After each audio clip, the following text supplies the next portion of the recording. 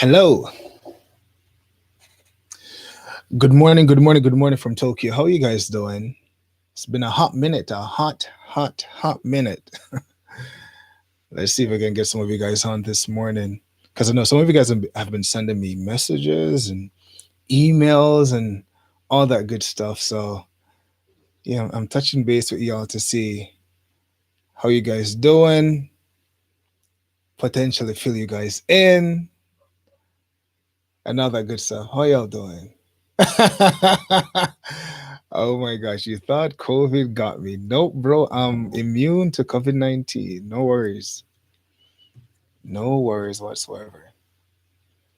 Hey, what's up, Earl? How you doing? I miss y'all too. Long time no see, Rukadan. How you doing? D, well, hello. It's been a while. I know this is the longest I've ever actually stayed away from YouTube for. I think it's the longest actually. But it's been good. I've been traveling and just doing stuff. It's been cool.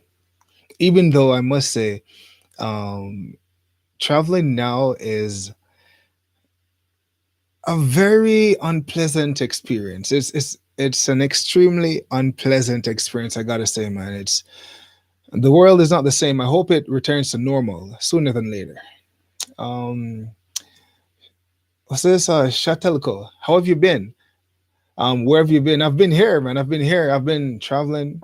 Um, it's cool. Good evening from Houston. Hey, what's up? Let's see who else is there. What time is it? It's about 10:15 a.m. right now in Tokyo. We are about 14 hours ahead of like most of the countries in the West. True conscience. How you doing? Good morning, King. Appreciate it. Okay, let's see.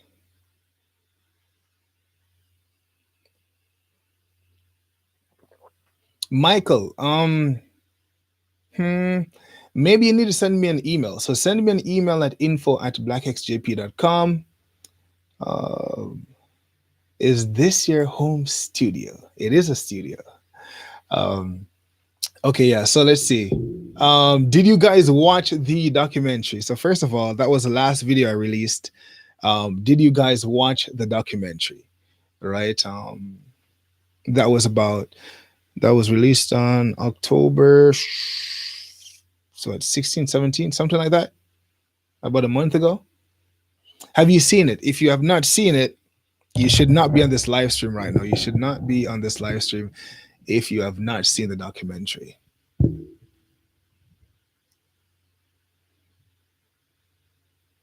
Okay, so let's see. So I was in well, someone in my family died, unfortunately. And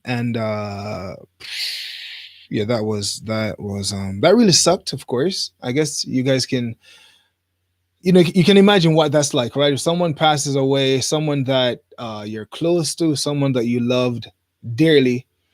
Um yeah, so because of that I traveled back to Jamaica. I haven't been there for the last time I was in Jamaica was 2014. So it was about 6 years, right? So for me it was almost it's funny because I was born in Jamaica and I grew up in Jamaica. So throughout that period, of course, I'm Jamaican. But when I went back, it was like I was being reintroduced to all things Jamaican. So it was almost like I was being reintroduced to my culture. Most of my family members, the little kids, are growing up and stuff like that. So it was a bittersweet experience. I guess for the first week, being in Jamaica was not. It was very very challenging. I think it was almost like I went back and I was looking at just the country itself, right? And I was saying to myself, someone died, someone very close to me, and I was like, I couldn't enjoy, just the country being back and just enjoying the country for what it is, because of the circumstance of my visit.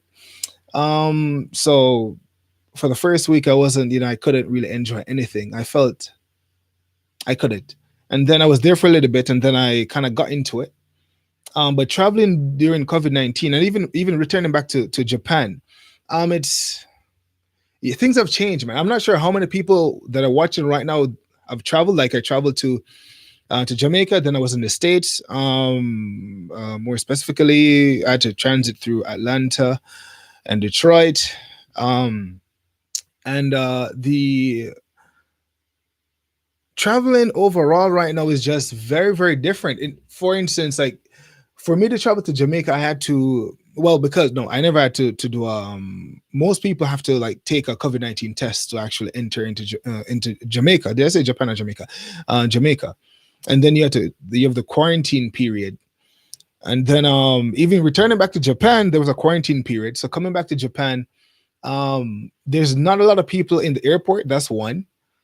And you have to do a COVID-19 test upon arrival. So you got to do a COVID-19 test before you leave to come back to Japan, 72 hours before your departure. Then when you touch down in Japan, you have to do another COVID-19 test. But the one in Japan is it's very, very gross because you have to spit in this thing, and like you gotta bring your saliva up to a certain mark on this in this what's the thing called, what's it called, snap, it's the name of the thing is evading my mind right now.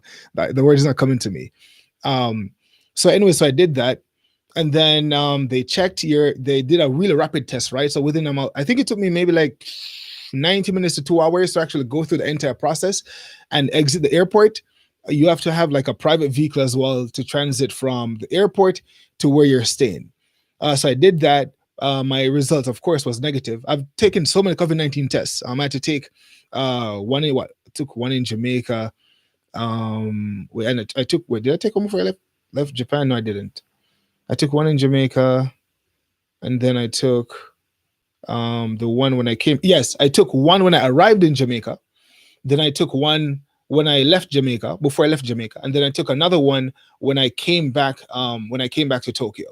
So I had to take it 3 times. The one in Jamaica was horrible because they pushed this thing up into your nose that felt like it went into your nasal cavity, almost touching my brain. I felt like very uncomfortable for me. So I did that twice, and then I did it in Japan as well. Of course, I don't have COVID-19. But the experience just traveling, man, it's like you got to sign up all these things, and you got to. It's crazy. Like it's very, very different. I usually travel a lot. I know just traveling is almost like I'm like fingers crossed, toes and eyes that the process of traveling throughout the world right now will not. This won't be the way it stays for the future. I hope not. I just feel like it's so time consuming, man. You cannot travel. It's no longer spontaneous. If you feel like you want to go somewhere, you just want to just travel somewhere, you can't. Right. So it's very, very I know the mic is kind of low, is it? It's very it sucks for the lack of a better term. Like it takes so much of your time because you got to quarantine and you got to do this and got to do that. You got to like stay in and you got to do all these things. And man, it's, yeah, even in Jamaica, for instance, in Jamaica, they have a curfew. And the curfew in Jamaica is makes no sense, right? And like when I was transiting through Atlanta, for instance, and then in America, it's different because each state has like a different COVID-19 preventative like measure or strategy or whatever. So when I went to Atlanta, for instance, you can just leave the airport or whatever. It's fine. You don't have to worry about quarantine, etc., etc. It was fine. Then Detroit, on the other hand, was another story because you're there. They don't even want to take cash because they're scared of cash. So everything you got to use your card. Of course, you're wearing masks throughout the entirety of your travel. Being in the airport, being on the plane. Can you imagine wearing a mask on an aircraft for, it was 13 hours from here to 13, 12, about 13 hours from here to Atlanta. And then from Atlanta to Jamaica was maybe like, I don't know, 2 hours or whatever. So I'm in the airplane wearing a mask for like 13 hours. It was the most uncomfortable feeling and experience ever. So I got to wear my mask through the entire flight. I have to sleep in the mask. Of course, you can't take it off. Only when they give you some snacks and stuff like you're eating, like you just, while you're actively eating, you take it off, you remove it, you eat your food, and then you put it back on. It's the whole travel industry, man, has changed. It's crazy. It's man, bro, like I'm praying that next year, 2021, that it's different. traveling to some countries right now, still people there's still a travel ban in many countries across the world. So you still can't travel to certain countries still, right? You can't. If you're going, you have to get a test, and then you got to get approval to travel from point A to point B, and it's just a mess. It's a mess, man. It's a mess. The only one I guess one advantage is you can cancel your flight, or you can just reschedule or rebook your flight all the time. So you can change your date without penalty. I think that's the only benefit with traveling now. But for some of you guys who want to come to Japan, there's still a restriction for tourists, right? And believe it or not, when I was leaving Detroit, for instance, there were two other people, unfortunately, who were turned back because their COVID-19 test results or the sample date was beyond 72 hours. So you need to take a test 72 hours before you leave the country. And I think their test was beyond 72 hours. So they had to tell them, look, you can't board the flight.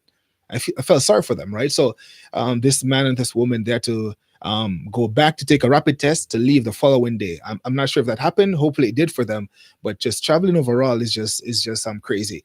And I don't understand.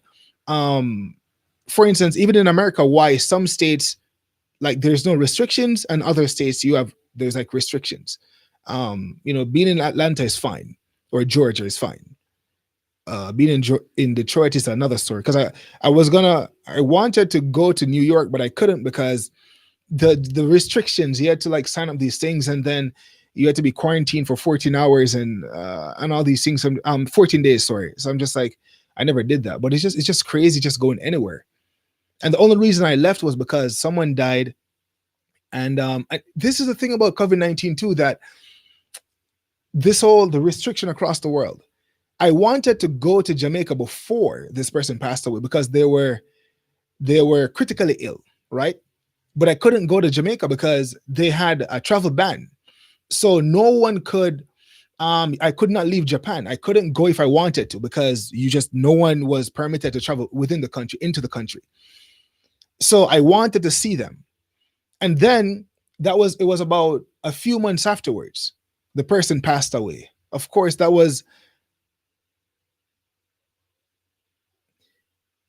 one of the worst it was one of the worst feelings ever, because it's like I wanted to go before, but because of COVID-19 and the restrictions, you couldn't go. So I couldn't go, right? While the person was still alive. And then when the person passed away, I'm like, you know what?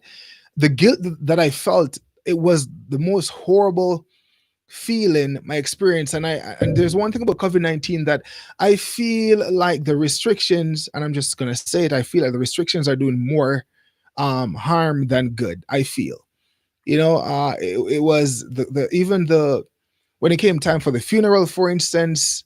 I shouldn't even go into that story because the the um the curfew interfered with that, and it was, yeah, that part is like a horror story. So I don't even want to venture that far. But people, I just feel like, man, the world is. Can you imagine? You can't attend a funeral. You can't. You can't attend a funeral.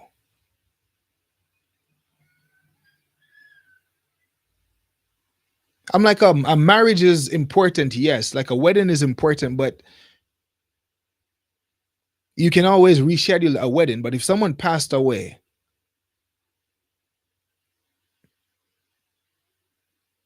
the restrictions, and yeah, that was a whole nother thing. But anyways, that was, yeah. So that was, one of the reasons why I wasn't on, right. I released a documentary, and then, like, so that was the last video I released to you guys for the last, what, I don't know, month plus. But so that was, man, I don't even want to talk about. I don't want to talk about even what happened, man, just because I feel like I'm gonna go down this emotional roller coaster. And but I do vehemently believe that the restrictions, I really feel they're doing more harm than good, by far, by far. Especially even the measures that Jamaica is taking. I'm just like the curfew makes no sense. Which other country in the world has a curfew right now? Can you imagine a 3 p.m. curfew? 3 p.m. 3 p.m.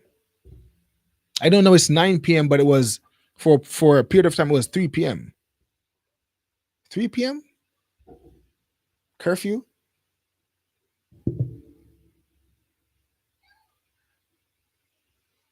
I just hope that next year, honestly, like guys, I know that you guys want to travel, and I enjoy traveling. I like going to different countries and all that. But just the way it is right now, it's I really hope that next year things change. I don't know, because what's probably going to happen is, just like I had to produce a COVID-19 a negative test result that was officially stamped from the hospital and all that. It was, yeah, I went up to the had to go to the hospital to get that done, and I had to produce that to board the flight. It's like if you don't have that, you cannot board the flight. And then, of course, in Japan right now, if I never had that, I could not enter the country, and I still had to do another test upon arrival. So, of course, different countries are working on vaccines and all these things. And of course, people have different views on vaccination and all that. I'm not going to comment on that right now. But I can foresee where, when the vaccine comes and a person is vaccinated, then you're probably going to be provided a vaccination certificate or something like that, and then you're going to have to produce that whenever you want to board a flight, in order for you to board a flight, in order for you to enter a country, in order for you to cross a border. I can foresee that, because just what I went through just traveling, it was the most unpleasant travel experience ever. Like the leaving Japan and the long flight. I going, I took two planes. Coming back, I took three. And it's like just the quarantine period and wearing the mask on the flight, and just the curfew and the things that you can't do, and just it was just crazy. You had to make sure that your time, you got to plan your trip with such precision that if anything goes wrong or this happened, then your thing is invalid, and you got to make sure it's valid. And it was just crazy, man. This one guy, I think he took the test twice and had to rebook his flight twice just to get that threshold. He had to meet, just to meet the 72 hours requirement to return back to Japan. And it's just, man, it was very hectic. It was a mammoth of a task. I'm like, yo, I'm not planning to leave this country until like post COVID-19, or I don't foresee myself leaving. It's just too much problem, too much work, too much, man. It's the world has changed, man. The last time I left Japan was when I went to Singapore, I believe it was, and I hasted my return back to Japan, because at the time Singapore was allowing residents of Japan to enter into the country, and then while I was in Singapore, they pretty much closed the border.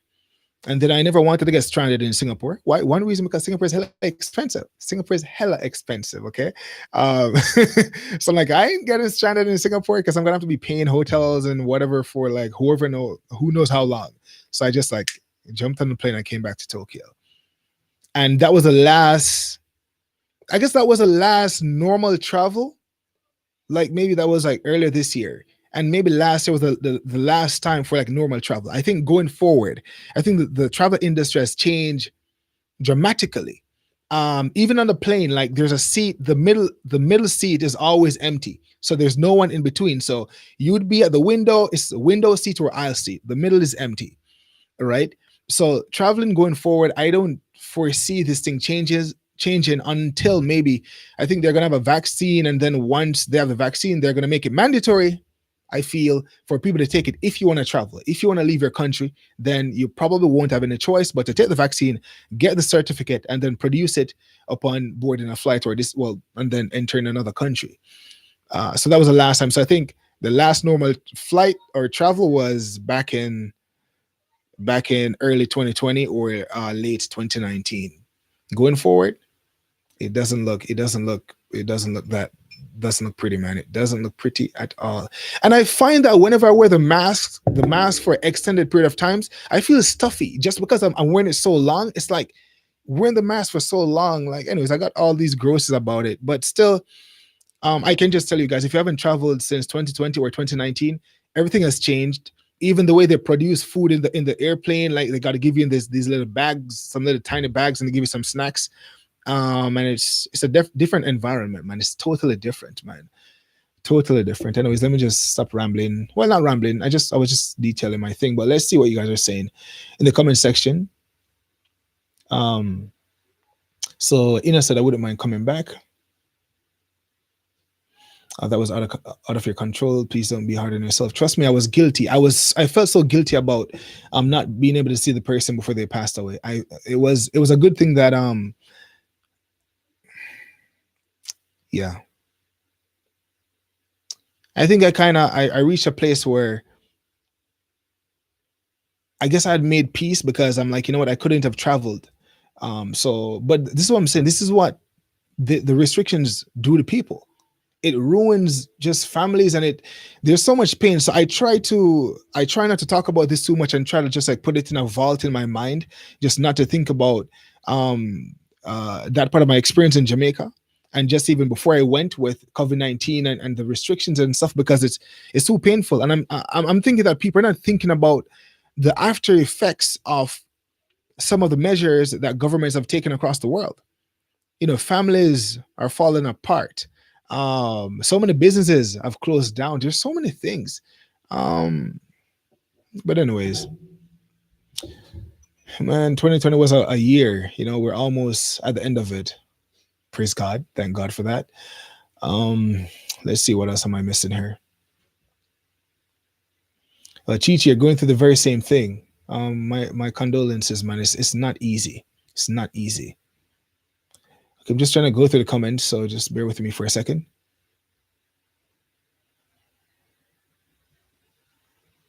What's this? Riku said, "You thought some COVID-19 had me? Nah, bro.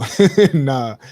Yeah. It's I was preoccupied with all that stuff. So, at least you guys had, like, you could go back and watch some videos or watch the documentary. Um, hey, what's up, Luke? How you doing? You guys are about to go back on lockdown? That sucks, man. What's this? Let's see what else is there. Yeah, yeah. There's a lot that I have to say about that, and yeah, with COVID-19 and just what's taking place. Someone said it's only going to get worse.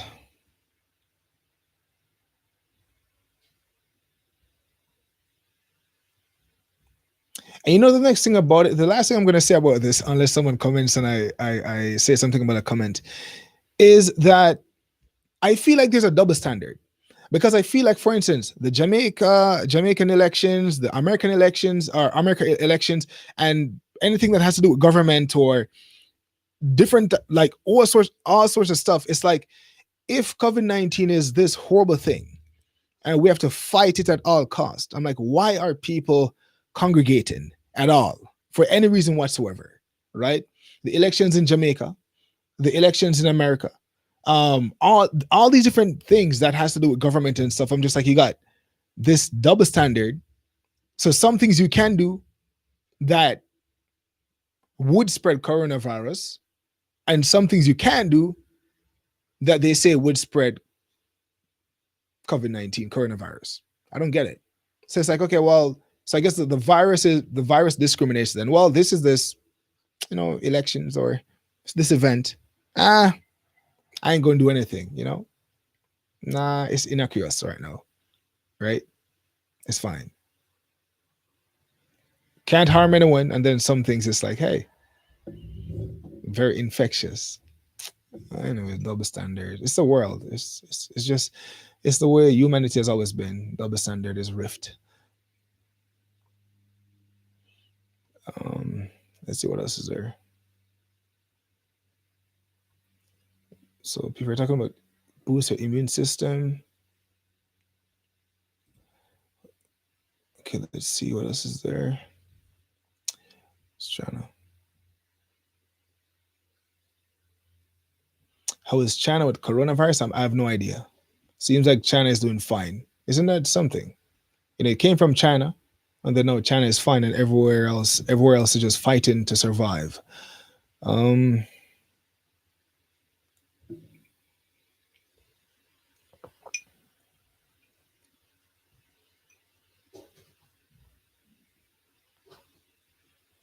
Oh, so Luke is saying, did I get mangoes? I don't. Do I look fat to you guys? Maybe I look fat. I'm not sure. But look, when I went to Jamaica, I even brought back some stuff. Look, I was like, one thing I could say, like after I got over just the way I felt for like the first week, um, is like because I felt like I couldn't. I never wanted to eat anything. I just never wanted to do anything whatsoever. Um, but then after a while I got some food and stuff. And did I get mangoes? I don't think I got any mangoes, but I did get some of the stuff that I can't get in Japan. And I just had um one thing I had a lot of in Jamaica was patties. I don't know if you guys know patties. So I had some patties. I had some had too much sweet. I had like bun and cheese. And they have this thing in Jamaica, like this new type of beer called sorrel beer. It's like mixed with sorrel, which is like is that a fruit? I think it's a fruit. And some new things that I was just trying all these new things. And I think I kind of maybe I overdid it a bit. I think I overdid it. And I brought all these things back here and I overdid it. And my daughter and my wife were just having a field day with the stuff that I brought.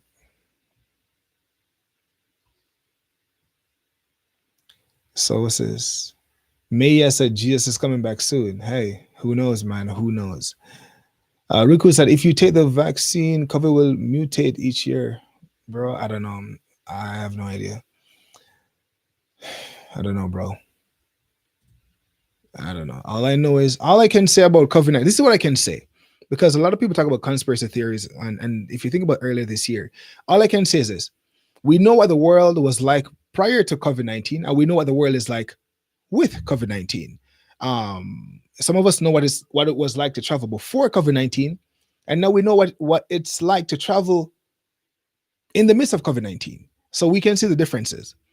We can see what COVID-19 has done. We can see the response to COVID-19, what it has done in various countries across the world based on the restrictions that the governments have put in place. We can see it. So I'm just like, just observe the evidence and you can see like what you think about it. I just feel like it has done more harm than good. That's all from the evidence. That's what I would say. Um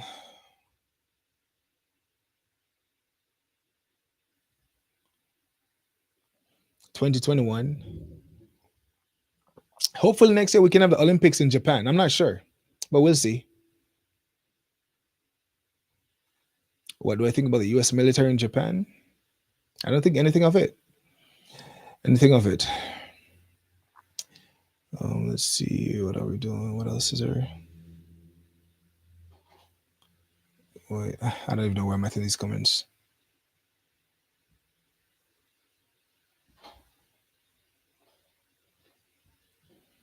Life Eternal. I think you would get to visit Japan. I think, well, as I said before, based on the things that you have to produce, the negative test results and all that, um, I think it's very, very possible that most countries probably won't permit travel to anyone who is not vaccinated. I think, look, as I said before, I could not board a flight or enter Japan without producing my negative COVID-19 results, right? I couldn't. There's no way. They would have turned me back. I couldn't have done it. So it's just like, so the thing is, if you haven't traveled to your favorite place in the world yet, chances are when the time comes for you to do that, you're going to, maybe, I don't know, I'm not a prophet. Uh, you probably are. If you don't want to take the vaccine, I'm not sure how you're going to do it. And I'm not an advocate for the vaccines, and I'm not. I will reserve my opinion on that for now. Um,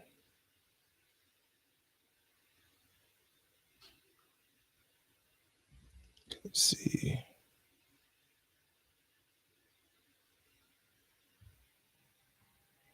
Where am I? I'm in Tokyo.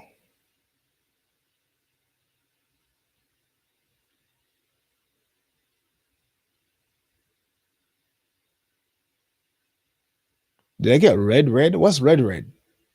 I'm not sure what's red red. I don't know what red red is. TCE. Hey, thanks for the 99 cents. I appreciate it.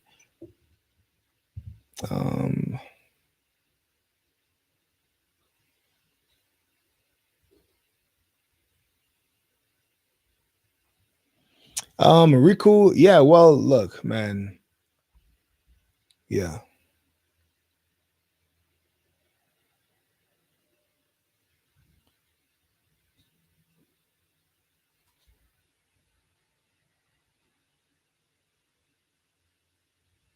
Oh, it's a studio. Yep. Okay, so okay, let's see. So our well, I do have, of course, I did get some videos in Jamaica. So I think I'm gonna introduce you guys to some of it. Yeah, I got some interesting stories and stuff. So we will be sharing those as well. People are asking about future projects, right? So as you guys can see, if you guys haven't seen the video, so let's see. So I released a documentary. Um, and then before that, I did a video about a message from God. So I told you guys, I pretty much just laid it all on the table in that video. So going forward, right? So this is what's going to happen. There are two things I'm really passionate about, and one gave a rise to this channel, which is, of course, Black issues, the Black community. I'm pretty sure I've spoken to you guys about my heart concerning that. Right. So you guys, of course, you guys see the work. The work speaks for itself. So that's one. And then the next thing that's very, very close to my heart is the church. And you guys have seen where the I spoke about. If you haven't seen that video, look, you got to watch it to get the whole backstory with that. But from ever since growing up, I've always been a God-fearing person. That's always been a core part of my identity of who I am. And then with the community, of course, being a Black man, right, living and having lived in different parts in the world, you do realize that the Black experience differs, right? It depends on where you are.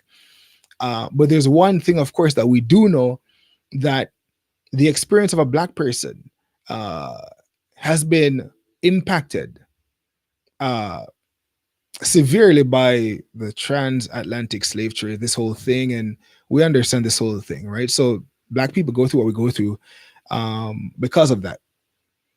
And so I've always been passionate about the image of Black people, and so of course this channel came forth.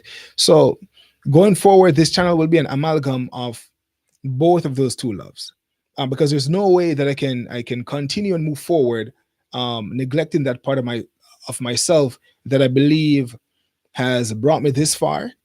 I'm talking about God by faith, of course. That's what I'm talking about.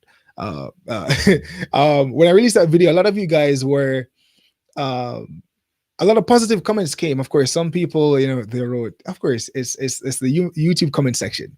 You'll never get full support or full dissension, because you will have mixed reviews. That's YouTube. You'll never ever get 100% of one side, which is good. There's a balance. You can learn from other people's opinions and viewpoints and all that good stuff. But as I said before, but most of you guys were receptive to that message, and it took me a long time to actually put that message together, to actually come to the fore, because I'm like, man, I'm like, like this channel, and like it's about the Black experience and all these things. But the truth of the matter is, this channel would not be what it is today without the driving force, like behind it, my heart, and just like my faith. And I can't. There's no way for me uh to extricate the faith aspect, or the connection with the community. It's yeah, it's sort of like it's together, man. It's an amalgam, right? So what I'm saying is that going forward, that will be what you guys will see. And for instance, let me just break it down a little bit for you guys. some of you guys might remember when I did these motivational videos, right? So I did these, I think once per week, I think it was. And that was more so about earthly wisdom, which is more so about just how to get things done in life. I think most of us understand just how to get things done in life, right? If you want to achieve something, there's just a certain there's like a pretty much a blueprint, right, that you can apply in your life. You know, if you want to get in shape, you know, you got to eat right, you got to work out. You might be blessed with good genetics. Well, if you got good genes, hey, power to you. But most people have to work out, eat right, and do these things. You know, if you want to, you know, do good in school, if you're not gifted, you know, you got to study a lot. And even if you're gifted, it would be wise to still study. You got to study to get, you know, there's certain sacrifices you have to make and you got to work hard. So we understand that. So I was talking about that because I understand that. And, but I neglected to talk about the thing that undergirds everything that I do. You know, so I did intentionally just not talk about my faith because I understand that it's something that is very polarizing and it's divisive. But the thing is, the truth of the matter is, look, if we're transparent right now, we're being honest. Every single individual champions their own worldview, whatever it is that person is passionate about, and they believe in that thing strongly. It doesn't matter if another person disagrees or not. Most people champion their worldview, right? And I find that, and that's life. And sometimes most times you see it, right? You see it being expressed openly. And of course, as I said from that video, that will be me going forward, of course. And of course, I understand. Hey, some people won't like it, but I've learned to be in public facing for a while now that you cannot please everyone. And if you live to please everyone, it ain't gonna work. Sad existence. So I will, of course, still be releasing videos and interviews, of course, and you know, changing things up a little bit. All right, you guys will get, of course, because I do have videos that I've not released yet. The way that you guys are used to them and all that, you know, just mix things up a bit. But you will get, instead of these motivational videos and stuff that I used to do back in the day, is going to be more faith rich, faith based, because that is a significant part of my life, and that this channel being my brainchild is something that I feel compelled um to include in the channel. If I don't do that, there's no way I'm going to continue. I have to put that forth, right? So if you want, you got to take the whole package. Well, if you're a BEJ supporter and you can see those videos, you can watch them. I would like for you to watch them, but if you don't want to watch them, you can skip them. Hey, because whatever, you have that choice, right? So it's something that I'm going to be doing going forward. And as I said before in that video, if you haven't seen it, my entire journey in social media, like really, uh, when I decided to reach people, because I used to do YouTube like a long time ago, like a long time ago. Like I have videos from like over a decade ago on YouTube, different channel, but it was just to make videos and just put them on YouTube. Um, but when I first started, for those of you guys who never watched the video, I implore you, if you want to know the backstory, go and watch that video. I might not get into everything right now, but the first time I created a public profile with the purpose of just connecting with people and helping people primarily. So that's what I exist. That's something that I'm about. One thing I cannot shake is just this propensity or proclivity, I should say, with me to try to help people in some way, shape, or form. And so when I started with doing live streams, okay, um, and the objective of the live stream, I think I think I started with a sort of motivational thing, maybe for a few days or something like that. I think, and my wife was like, hey, why don't you pray for people? And I'm like, okay, you know what? Hey, maybe I should. And then I offered people the opportunity to just write what they were feeling, like what they were struggling with, and I prayed for them. And that was my entryway into social media. So that's my foundation. That's my foundation. It might not be your foundation, but that was my foundation. And as I said, I moved to Japan, and then I switched that same profile to And what was it? I think it was more travel based content, and then it was also travel based with this motivational thing because I believe that um, yeah, we need that. We need that. We need to be encouraged. We need to get to be encouraged, especially in 2020. We need that. So it was that, and then now, of course, out of that grew the Black Experience Japan came out of that, and now it's me really being my, I guess, the full expression of myself, at least presently, to bring that forth to you guys. Of course, so you can just listen, prepare for that, right? So you're gonna get some of that. I'm going forward, and I'm not gonna you're gonna get the fullness. Very transparent and also vulnerable. So you can expect that going forward, in the videos and all that stuff that we have. Um, what? This guy's asking about what are my plans at church. I've never aspired to be a pastor or open a church, but at this point, whatever God will, bro. That's not something that I plan to do, but I'll definitely be sharing more. Chica from Canada, how you doing? Toronto. Yeah, my wife and my daughter, they're fine. They're fine.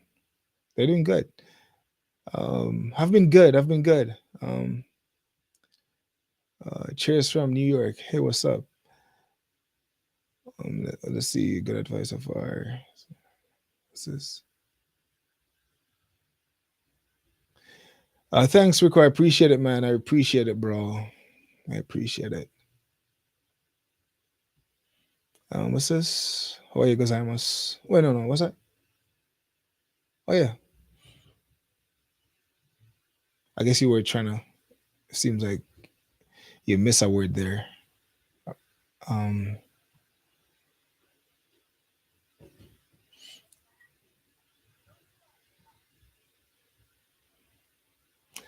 Piccolo said, once black people find out who they are, then the rest of the world will find out who they are. Have you met many Japanese Christians? Not a lot, but they do exist. Uh,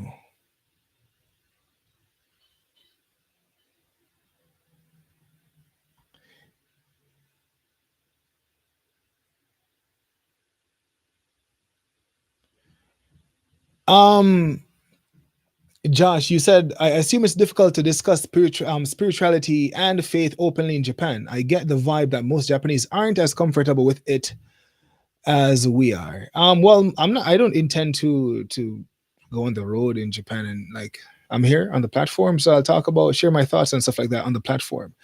Whoever watches the videos, watch the videos. They were meant to watch it. But I do know that they do have churches in Japan, and I've interviewed a black pastor in Japan as well. And I've been to the church before, and I see Japanese people there, yes, and there are churches that are Japanese led. But of course, Japan for the most part is a, I guess it might be accurate to call it an atheistic society. But yeah.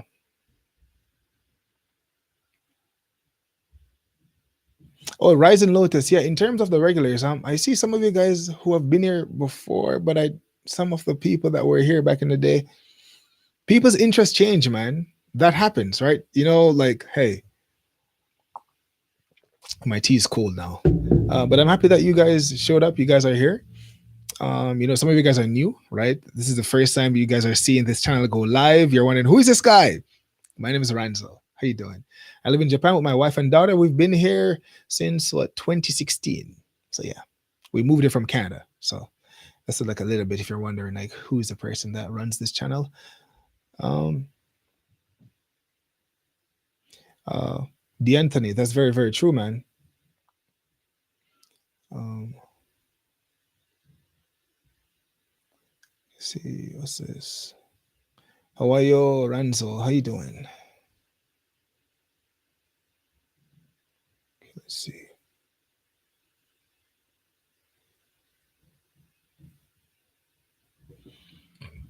JC, you're saying there's more, there's new racism now with COVID-19 because the media is putting out that black people are more susceptible. The thing is, look, this was back in the day. I'm not sure. Is this like present day? Is this going on right now? I know that back in maybe May, March, April, they were saying something like that, but that seems to have gone down. I don't see any news report about that anymore.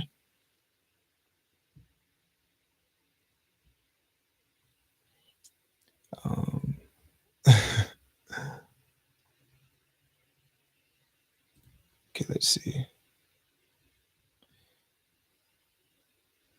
Oh, these comments are just jumping.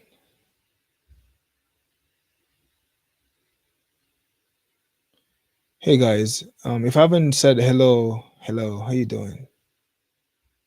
Jules, how you doing? What's up?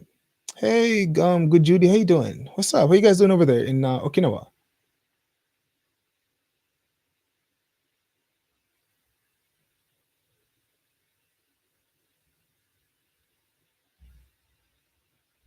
Oh yes, yes, yes. We're trademark, we're copyrighted. Um, yeah. But if you want to talk, you can talk to me. Just send me an email. Um, this is Maya, right? Maya N from I guess Italy. Hey Rico, thanks for the $10. I appreciate it, man. Did you like Canada? I did. I had no problems with Canada. It's cold, but that was fine. I think Japan and Canada are kind of similar in a sense in terms of societies that is fairly easy to live in, right? I think one big advantage in Canada is the free healthcare and the low tuition cost, right? So, yeah, so you think about it, Canada has like 37 million people approximately. Japan has 127 million approximately, and I think Canada is a pretty good country. I have no problem whatsoever with Canada.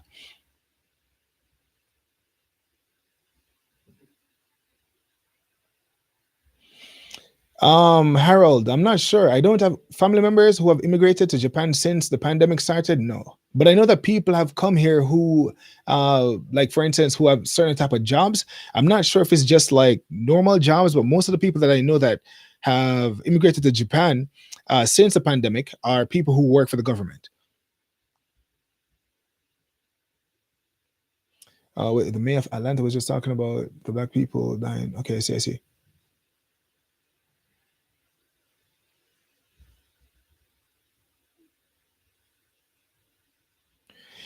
Yeah, yeah, yeah.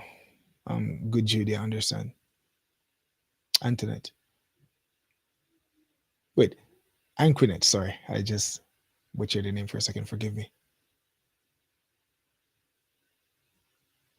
Julene, is that how I say it? Thanks a lot. I appreciate it. Would you ever move back to Canada? Honestly, only time will tell. Um,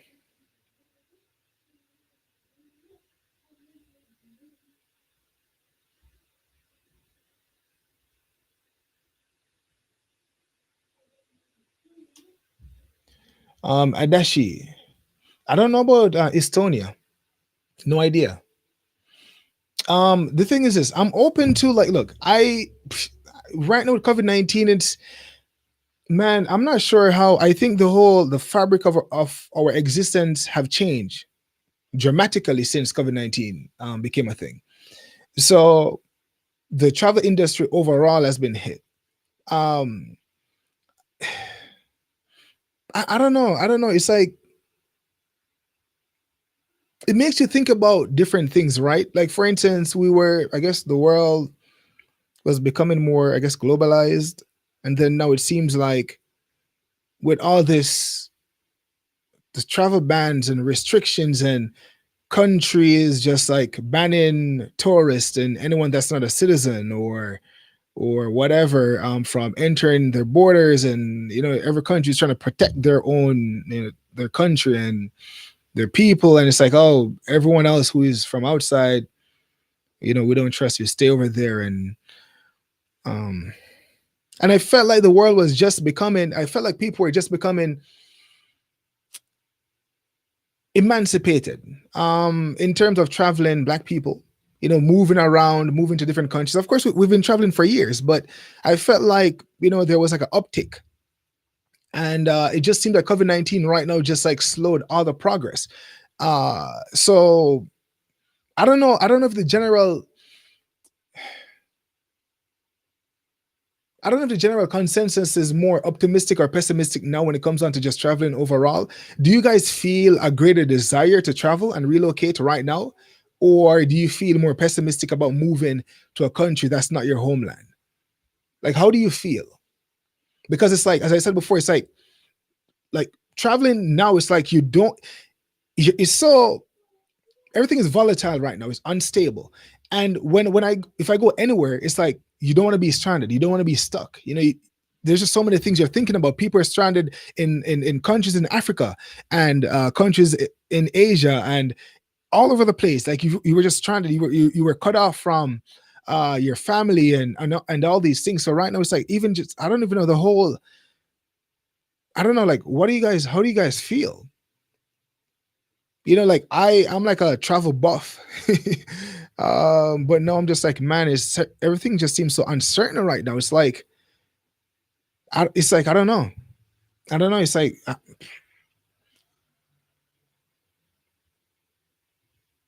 it's almost like I don't feel safe traveling to any country where I'm not like a resident. Like I don't know, because so many things can happen. It's like of course I do not have a pessimistic worldview or mindset, but if I'm looking at just what's taking place, I'm just like I think it has changed a lot of things. As you guys can see, most things are moving online, right? So even some of our interviews now will be online. You'll see virtual interviews on this channel as well, right? You'll see in-person interviews, of course, but then you'll see virtual interviews as well, or remote interviews as well. Why? Because just the way the world is right now, and I don't think it's going to change. And it's like, I don't know what COVID-19 has done to the world this year will echo for, I don't know, for years to come, I feel. But hopefully it's more it's not, hopefully it's different going forward. Because like my mindset is like, usually I'm like, hey, I live anywhere. Well, maybe not anywhere, but I'm like, I always want to like experience a new culture. I try to always be flexible, right? To be able to just like, if I want to like live in this place, I'm like, okay, well, why not?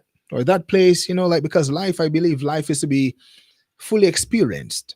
You just don't make decisions out of fear. So I guess I'm talking to myself right now, because I've never been one to make decisions based on fear, out of fear.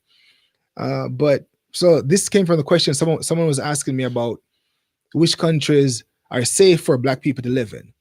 And the thing is, look, there are many, many countries across the world that is safe for Black people, or as safe as I guess it is for another person that lives in that country. Countries throughout Africa, for instance, the crime rate might be higher in some countries than other countries. The Caribbean also. There are people in America still who appreciate their quality of life there as well. People in Asia, right? Anywhere that you see people living, for the most part, if people are living there and they seem to be thriving and they seem happy, it's possible that you could have a similar quality of life in that country as well.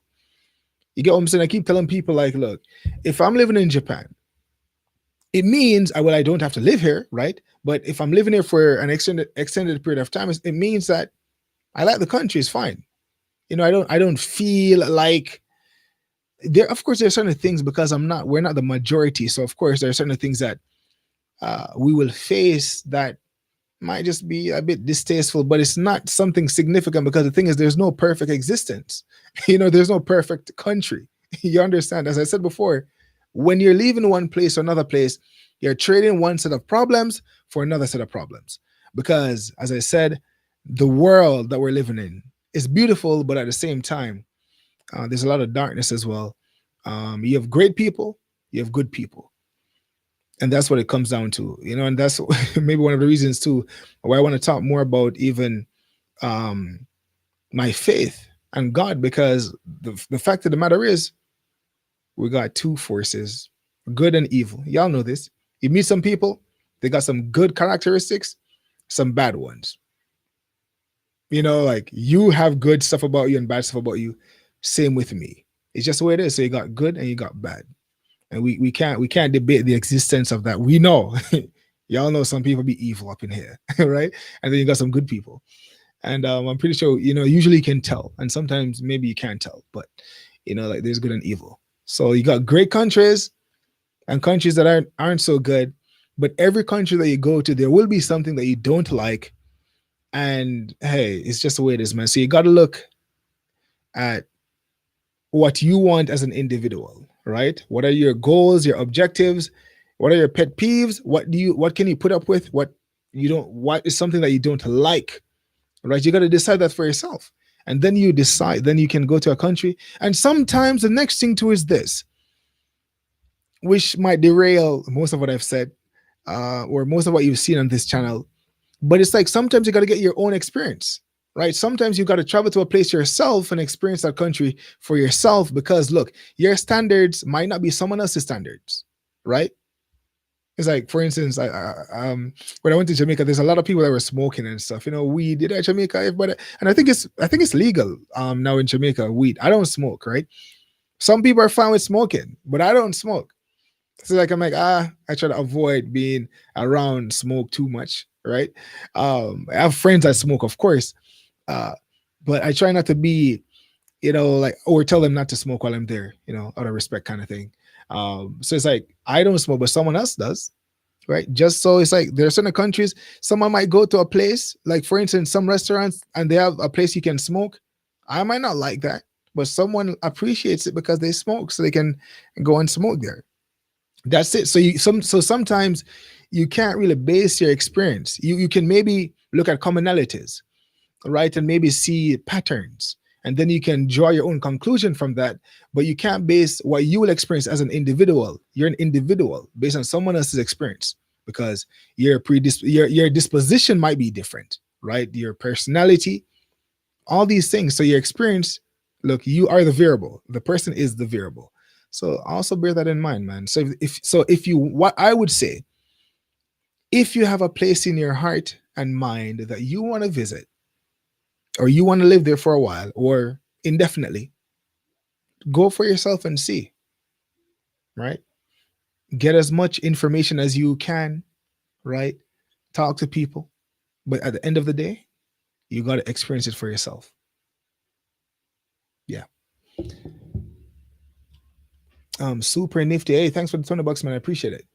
Where are we?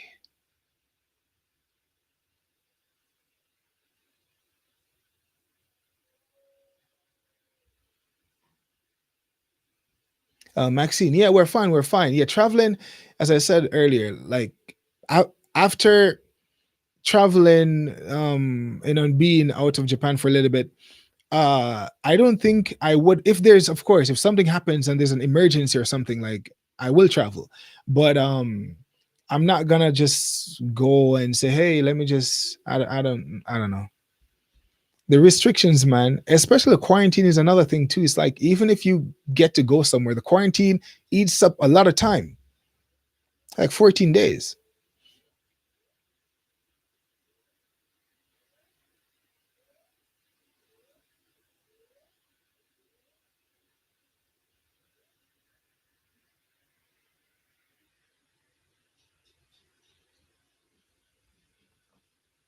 Yeah.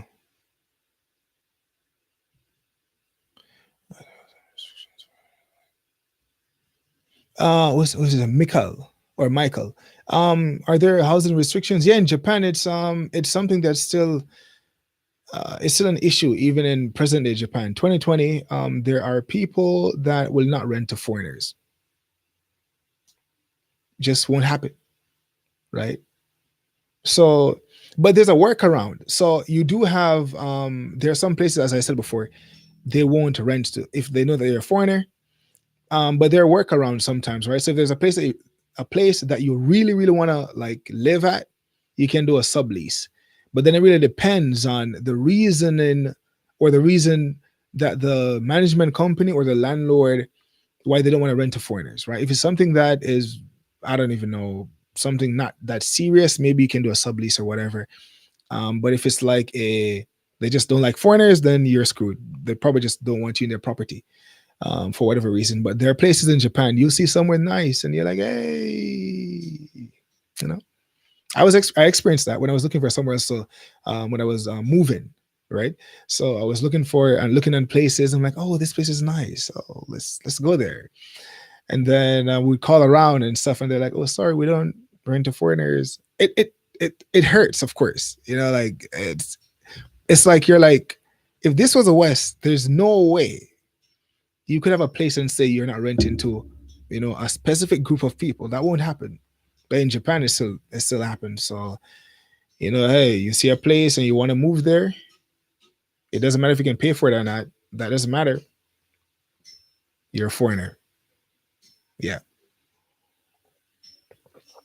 But I think there are enough places. You can get a real estate agent and you can talk to them, and they can look for places that allow foreigners. So it's not that bad. So it's one of those. For instance, that's one of the things, like with Japan, for instance, right? It's not perfect, right? But you can find a place to live at. It's not like they're gonna just. It's not like you go to a city and there's like every house or apartment or whatever does not accept foreigners. Some don't, but some do. So it's like it's either I'm gonna let that just like beat me down and I feel sad about whatever, or I just find a place that accepts foreigners, meet my criteria, and just move in. Right? So that's one of the things, right? So it's one of those things I'm saying. It depends. It's no country is perfect, right? But Japan is livable. A lot of black people come here. You've seen the interviews, and they live here. And so the truth of the matter is this: some people do have really really bad experiences. Japan is not a utopia. Okay, cool. However, it depends where you're coming from. When you compare where you were presently or whatever country you're moving from, as humans we compare, right? So you're going to compare your homeland or wherever you were living to this new country, this new environment, right? There will be things that you don't like and things that you will like, but you got to weigh it, put it in a balance and weight and say, okay, well, is this better than where I was? Okay, well, yeah, this is better. you know Way of life, quality of life, peace of mind, stability, comfort, whatever you just put your whatever it is, your criteria, just wait. And then you got to be fair. Just got to be fair, right?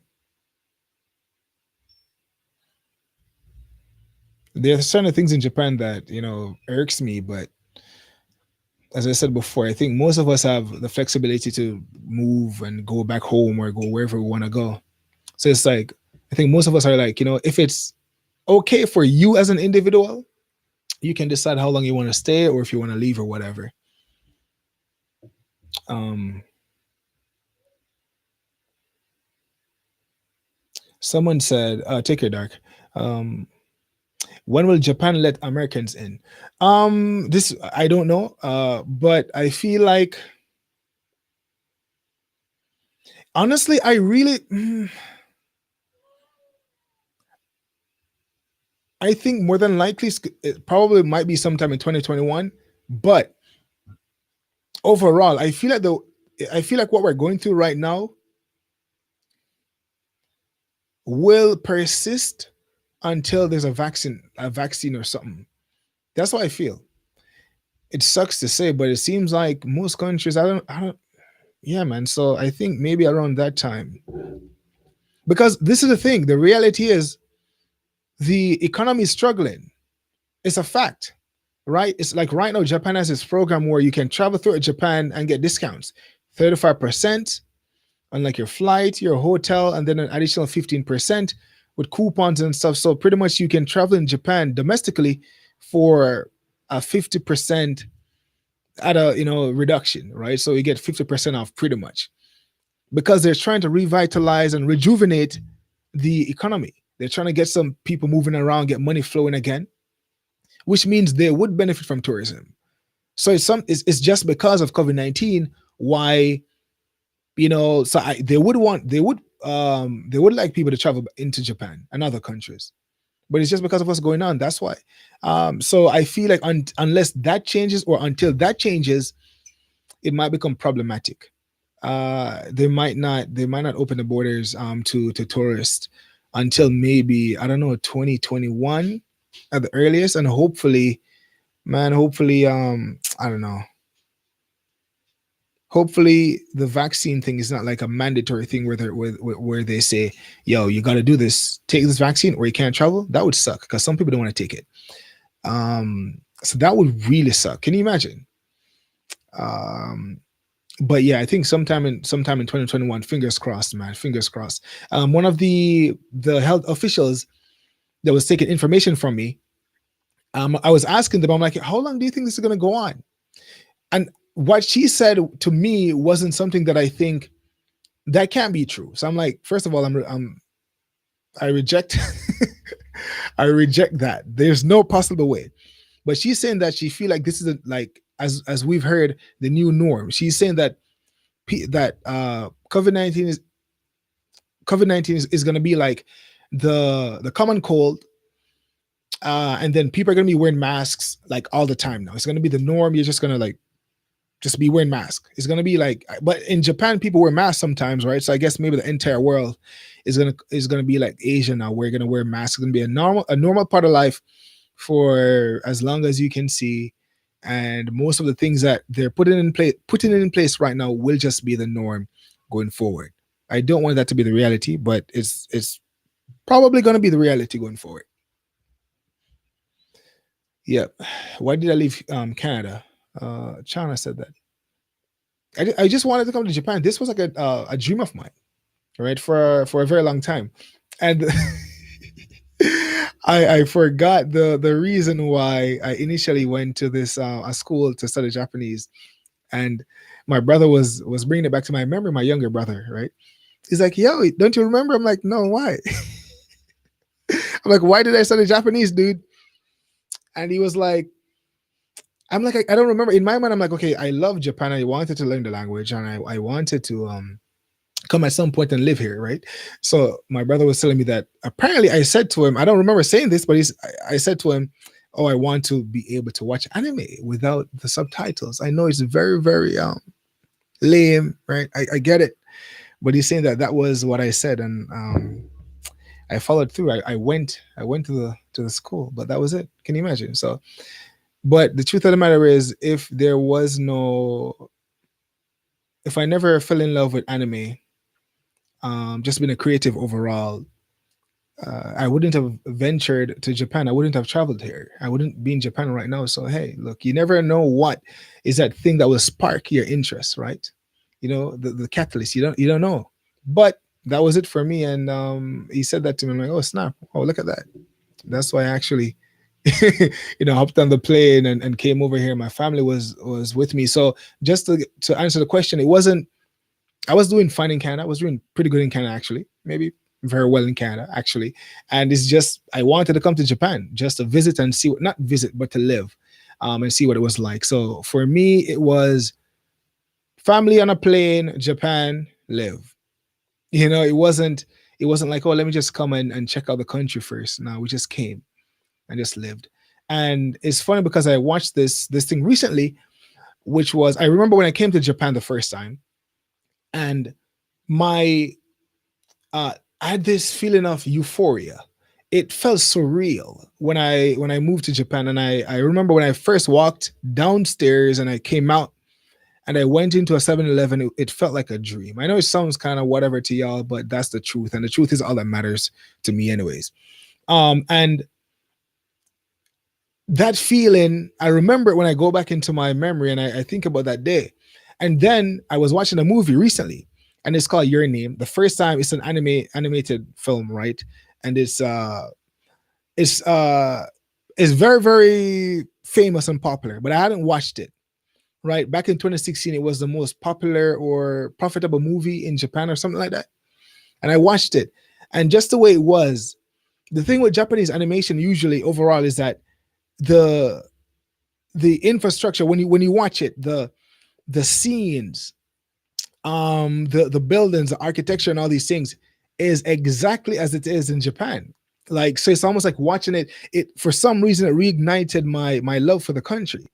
That movie did that for me for some reason. I don't even know why, but it was a really really good movie. Watch it. It's called Your Name. Yeah, check it out.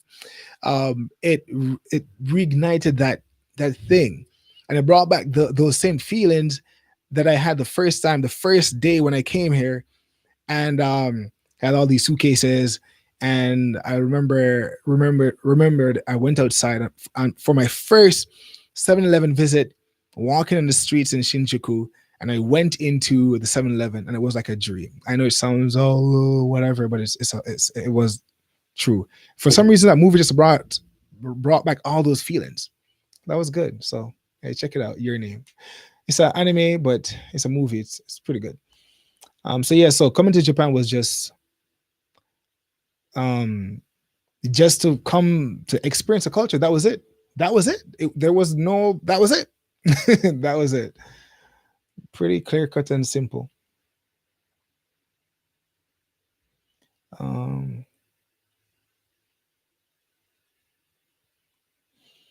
Good day, sir. I'm not sure. Look, once it frees up, just keep checking, man. Just keep checking, and once you can travel, do it. Brian Bourne. Thanks a lot for the 100, and I appreciate it. Greetings from Okinawa. I love your channel, my brother. Awesome, man. Thanks a lot. I appreciate it, and I love Okinawa, man. Okinawa, love that place. Um, do I play the guitar? I do. It's not just I don't just have it there to look pretty. Um, though I'm not like I'm not like a really awesome player yet.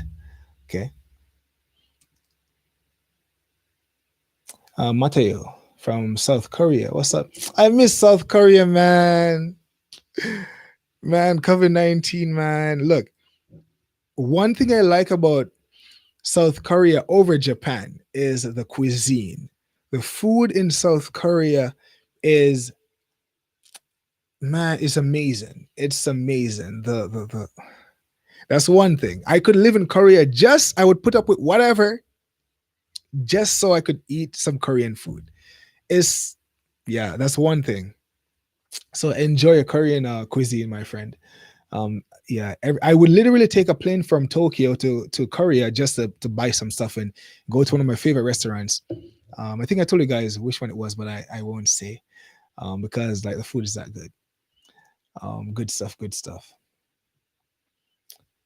So wait, someone asked a question, right? Oh yeah, I told him to I told you good day, sir. Just watch, keep Googling Japan, USA, travel restrictions, and just to keep abreast of what's taking place. You want to move to Japan because every day, what's this? Everything I've heard about Japan sounds good to me. Many things that I like came from Japan. Yeah, that's the truth. Like for me, for instance, right? One thing I like about Japan, people ask me what I like about the country, is that because it's so new and so different from what I'm used to, it's like there's always something to learn, whether it's in the language, whether it's about the food, whether it's about the culture or the people, there's always something. And even me just doing that road trip, which was like what, 1 month, I drove through Japan, just a few prefectures, lovely experience. I still have so many videos to release.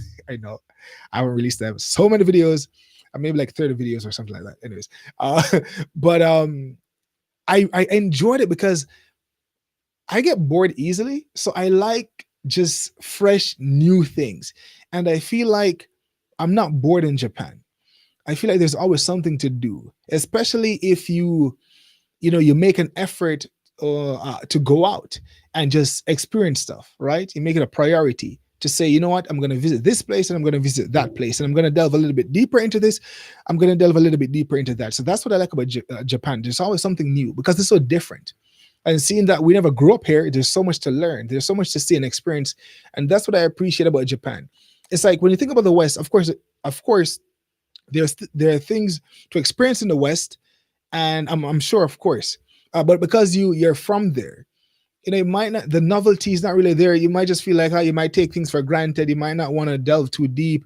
Societies like, for instance, the Canadian society and the American society, they're kind of similar. There are, of course, some differences, but pretty similar, right? For the most part. Then you just move over to Japan or China or South Korea or Taiwan or wherever you want to go to. And it's so different there's just so much to learn. So I like that. I like being constantly stimulated. That's one thing that I like about Japan, and I think it offers that. I'm not sure if uh, um, you could get bored in Japan. Maybe, I don't know, but I haven't gotten bored yet, and I don't think I'll ever get bored. Even when you think about even the language itself and all that there is to learn about that. And someone told me about. I love Singapore a lot. Singapore is like one of my favorite countries, and the thing about Singapore is that people say they get bored, but I don't know. But me, every time I go to Singapore, I'm just like, oh, I'm just like, I love that place. Well, let's see. France. I think in France there are places that they don't rent to black where they don't rent to black people. Really, in France. What's this? Invite the light regions. What's this? That's also why it's important for foreigners to be on their best, I guess, best behavior in Japan and anywhere else, renting or Airbnb, just so people can form a great opinion about you. Yeah, it's yeah, you got a point there. But people are people, and people are people, right? I try to like be good wherever I go, and usually when I stay at an Airbnb anywhere, they always give me great reviews, like, oh, you kept the place so nice, because I treat where I'm at like it's my own place. That's just the way I was brought up, and that's just the way that I do stuff. Michael said, so do you end up getting blocks of foreigners or is it mixed? If so, do you find that to be a benefit or more a hindrance for people who just moved? You do have places where you might find more foreigners than Japanese, but no, you might. There are places that you'd find more foreigners than other places, right? But I don't. Does it ruin the experience? I don't think so, because the foreigner population in Japan is just so few and far between, so few that even in Tokyo, you do see foreigners, but still, I can go a day without seeing another foreigner. At least someone like that looks phenotypically foreign, right? So someone might be a foreigner, but they might look Asian, right? And I can't tell. But in terms of like, like people that without these, the Asian features and stuff like that, I could go a day or more without seeing a foreigner. But I think it's usually mixed. I think wherever you live, it's pretty mixed. Yeah, I live around, like, there's Japanese people all around me, all around me.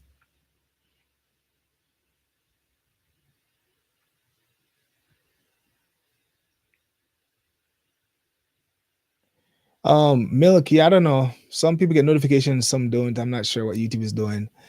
YouTube can be a bit schizophrenic.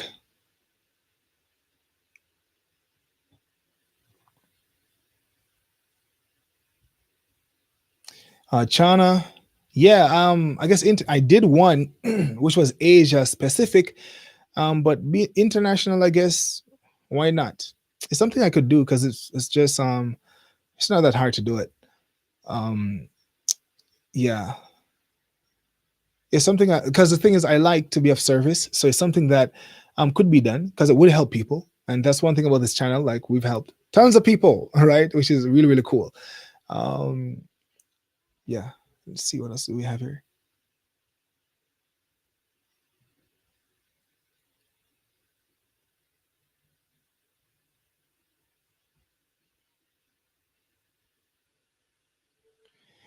I imagine being vaccinated is mandatory when entering a university. That would suck.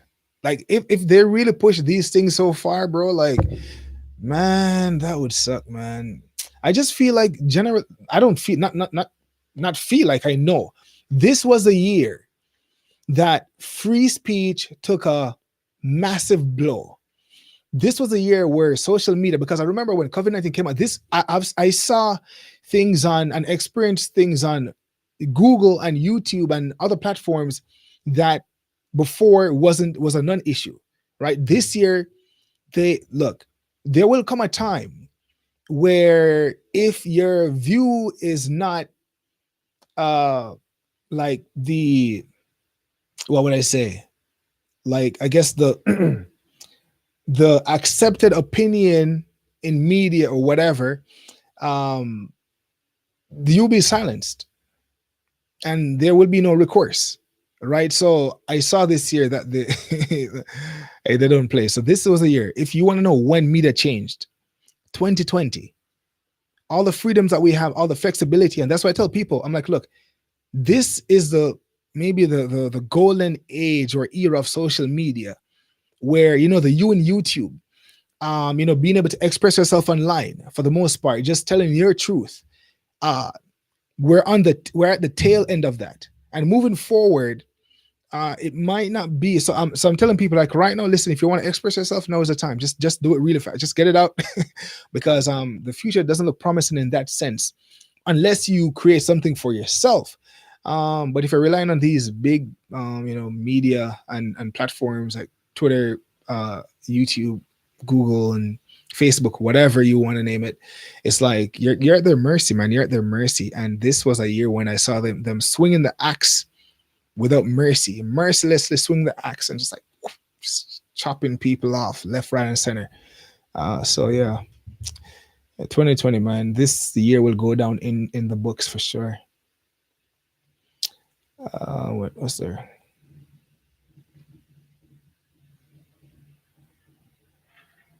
Is that a earthquake? Oh no,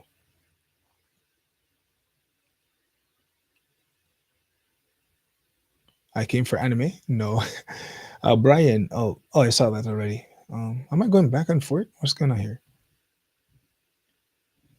Um,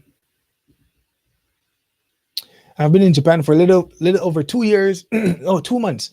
And I had the same feeling when I came. It's a truly amazing place. People are super calm and overly friendly. I'm looking forward to traveling more. I'm a consultant, no military. Oh, I remember you. I remember you, Brian. Oh, thanks for the 2000, and I appreciate it. Um,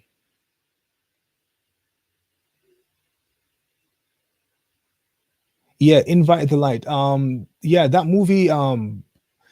Your Name. The story was so powerful, man. It was a really, really, really, really, really, really, really, really, really, really good story. My mouth is dry. Is buying a house easy for foreigners? Well, if you got the cash, you can buy it cash, and it's easier when you just buy it cash. But of course, not a lot of people can afford that. But you do have places in Japan where the houses are not that expensive. Um, but if you want a mortgage, it's still possible. Might be a little bit more challenging, but it's doable. People have done it, and once people have done it, it can be done. Um, Greetings from Trinidad. Nice, Javon. Do it. As long once the border, listen, once the border opens, y'all, don't delay. Run. Get in as fast as you can because you don't know what's gonna happen next year, man. What are your thoughts on Akihabara? Akihabara, if you want to buy stuff, I think there are cheaper places in Japan to buy electronics or even anime related stuff or game related stuff. Um, so yeah, so Akihabara, I don't go there a lot. They do have this ramen spot in Akihabara that really sells really good ramen that I like. But I haven't been in Akihabara in a while actually. So SL Duffy, thanks for the $25. I appreciate it. Hi Ranzo, love your show. In addition to watching anime without subtitles, I want to be able to have conversations in Japanese with my family in Japan. What are your tips for fluency besides living in Japan? I'm still not fluent yet, but people live by immersion, right? By just watching and just taking in as much Japanese as you possibly can. Besides living in Japan, you know what? Look, there's a guy. I interviewed the guy. I told you guys I was gonna. I haven't released the video yet, but I interviewed a guy that has never been to Japan ever in his life, and this guy is fluent in Japanese, reading, comprehension, all that good stuff, listening, speaking, and this guy translates for people. He does what else? He does work with. I think he works with some Japanese company, like online or something like that, and he is fluent.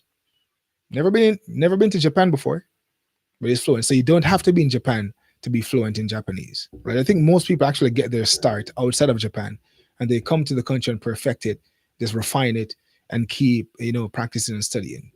So you don't have to be here, but just taking in as much Japanese as humanly possible. One thing I believe to be true, and this is very, even in my experience, without input there can be no output. You know, it's like without the information coming in, there's no way you can be able to speak it or understand what people are saying. Like, so try to get as much in as possible. I'm talking about what I myself I'm doing even right now as well. Even going to the movies, I would go to the movies. Like I watched this movie. It's an anime movie, yes. Uh it was in Japanese, because when you go to the theaters in Japan and you're watching a Japan based movie, it's in Japanese, right? So you go there, you take it in, and you just immerse yourself, and you can watch Japanese TV shows and all that. I think that's one of the fastest ways. Um, what's this? Do you see a lot of foreigners in Japan, or is it mostly Japanese? Oh, you hardly see foreigners in Japan. It's mostly Japanese people. Where have I been? I've been traveling, Melinda. I know I've been MIA, but I've been away, and it was a very emotional time. So, because someone passed away in my family, so it wasn't a happy time at all.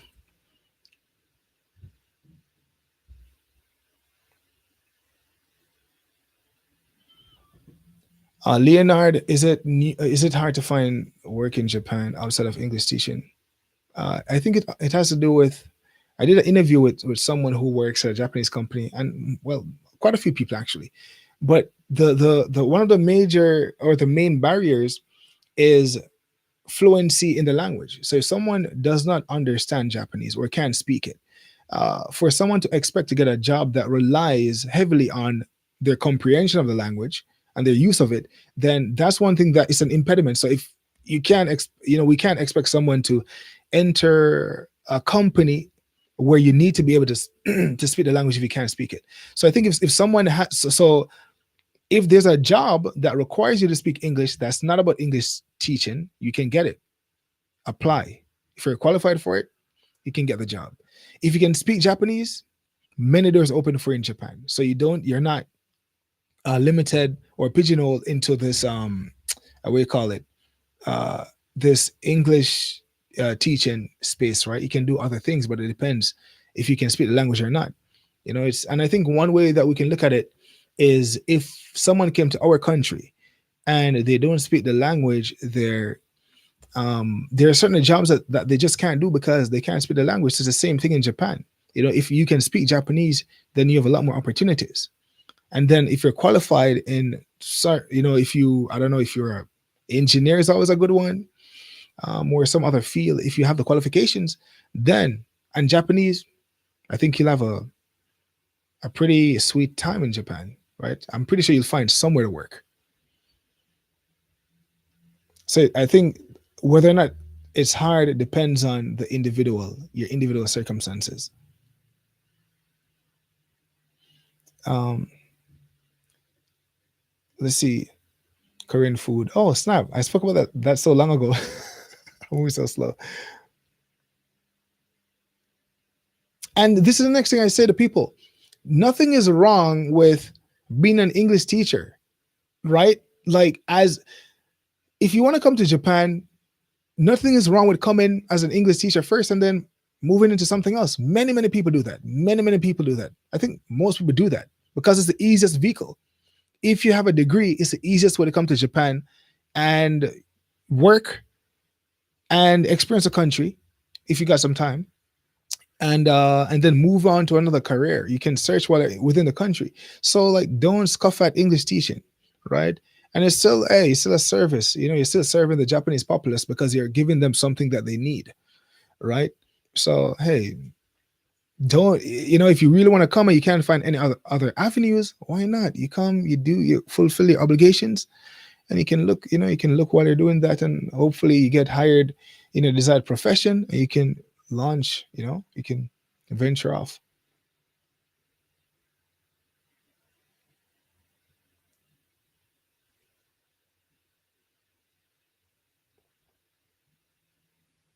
You want to pick my brain? Well, go and pickles.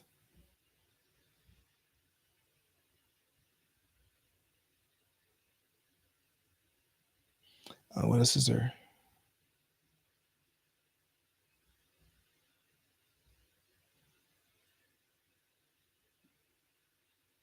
Wait, you want to be away from foreigners and the Japanese, but live in Japan?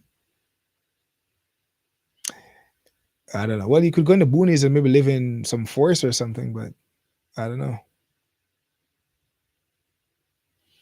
What's my favorite food in the combini?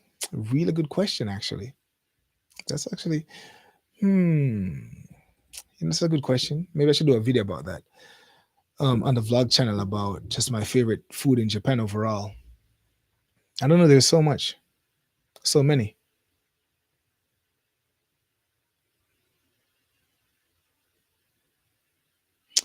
So you're Brazilian and you're trying to apply for a master's degree course in Japan, but you're still indecisive. Is that about your course of study, or is that like about just doing it in Japan? I would say do it because look, you live in Brazil. I'm pretty sure you've ran into some Japanese people in Brazil. So hey, I would always say my answer to questions like that, like if you're indecisive about moving to somewhere new, I would say do it. Trust me, man. It adds something to you that you can't get anywhere else. That you can't get staying where you are. The person like the Ranzo that moved to Japan is a different Ranzo than the Ranzo that I'm today. You notice when you were in Shanghai that people asked to take pictures with you as a black person in Japan. Cities from Tokyo to Hiroshima, no one did. So, but a few people started just because of my height. Yeah, yeah. When I was in, I experienced the same thing in Shanghai as well. Like when I was there, like people were taking pictures of me. People were looking at me like I was like some next creature from another planet. And yeah, and I share this story all the time where I was like, you know what, let me do a reverse thing. When they would approach me to take a picture, I would say to them, can I take a picture of you as well? Right. So I would say, so people would come up to me, right? And they would, hey, selfie.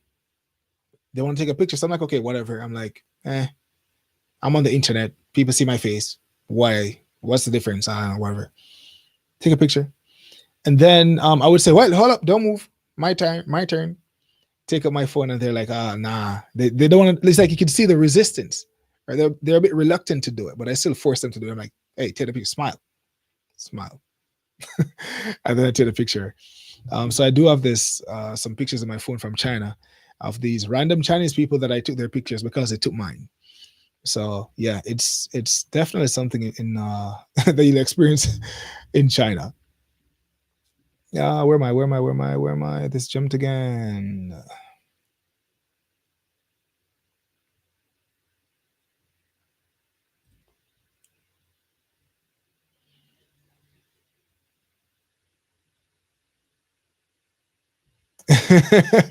So Micah, is it Micah or Mika? Micah wants me to play the guitar now. That's why I never wanted it to be but because of the frame and it's there, so I'm just like whatever.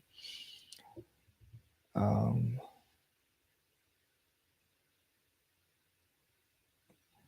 let's see. Airport, how you doing? But Ranta, if you don't white yourself out in YouTube or employers, I'm not job. Well, if you don't what? If you don't white yourself out, okay, I don't even know what you're. Okay, no idea what you're saying. Hey Ty, how you doing? I'm good.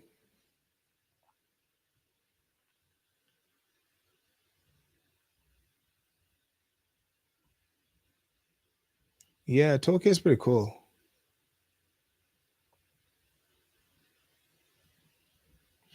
Do I miss Western TV? I don't watch TV.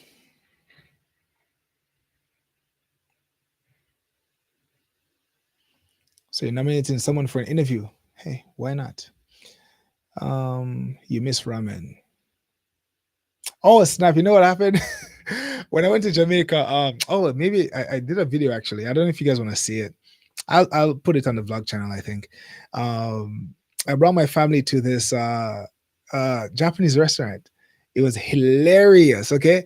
Hilarious because first of all, most of them had never used a chopstick before.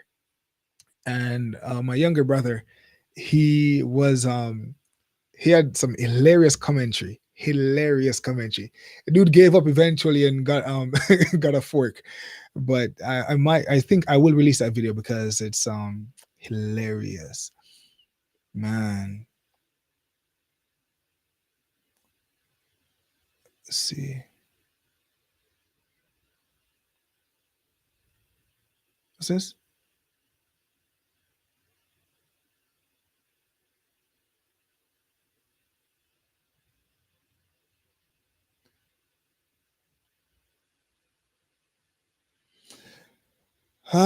Is Japan's work culture as daunting as everyone says it is? You know, I struggle with questions like these. It's because I feel like it's different for everyone. I guess you could say there are some commonalities, but man, you'd meet one person, they relay a different story, someone else a different story, a different experience.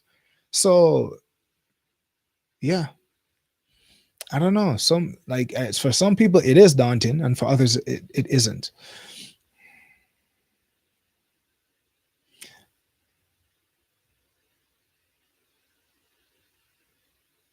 Hey yo, what's up? What's up? What's up, Chris? How you doing? How you doing, Chris? Long time, man. What's up? How is what's the name of the place again? Oh god, the name is evading my mind. Wait. Oh my god, I can't remember the name of the place you live at. I think it's out with a Z, right? What's the name of the island? Oh snap!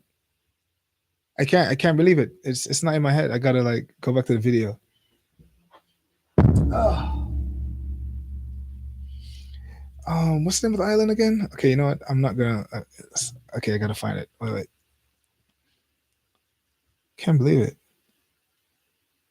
Wait. So if you guys remember, Chris, he his episode is about being the only black man on.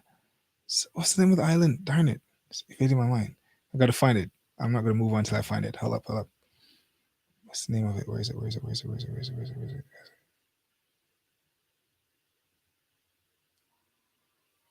Meet Chris, the only black man living on the Japanese island of Zamami. Zamami, yes. That was a fun episode. Beautiful place, man. Bro, you're blessed. That island is a beauty. If you guys haven't seen that episode, go check it out. It's entitled "Meet the Only Black Man Living on This Japanese Island." Beautiful place, man. Beautiful place, bro. It's like heaven on earth. Um, let's see. I have a great voice, really. Oh, thank you. I appreciate it. Um,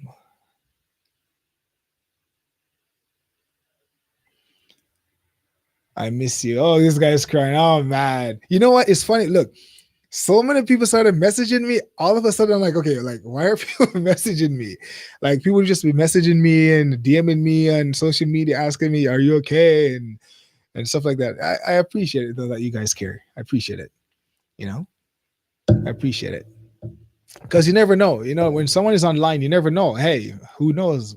Like there are people who are online and all of a sudden you don't see them anymore, and some of them die, like literally they died, and some of them you just don't know what happened to them.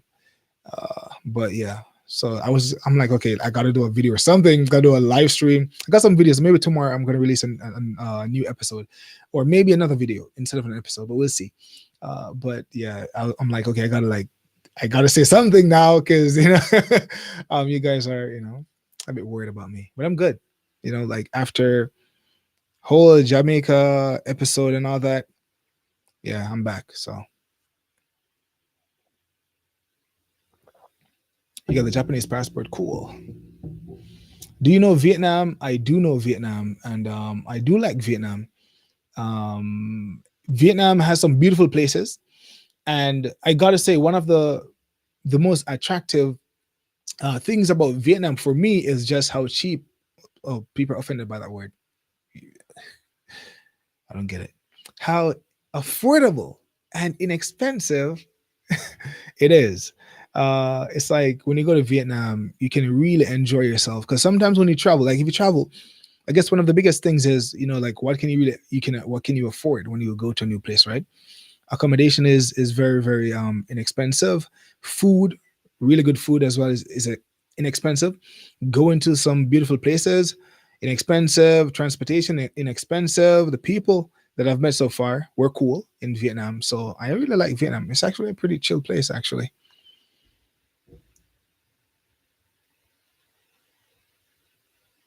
Thanks, NRW. I appreciate it.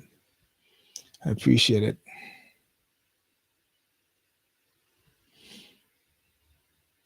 Yeah, I've been to Malaysia. Um, I wasn't there long though. Hella hot, hella hot.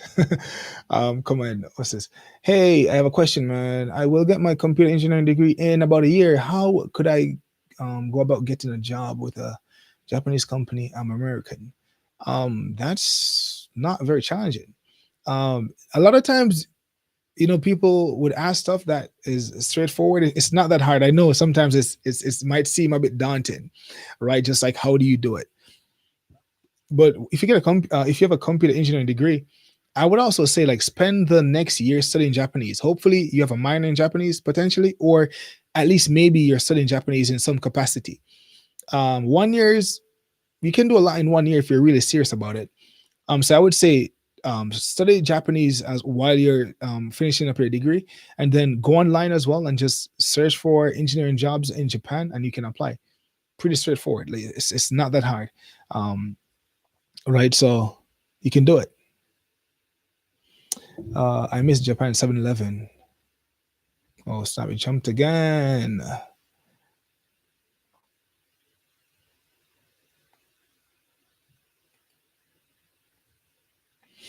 Brian, thanks for the 2000. And again, yeah, yeah, man. I sent you an email. Yes, I'm a consultant here.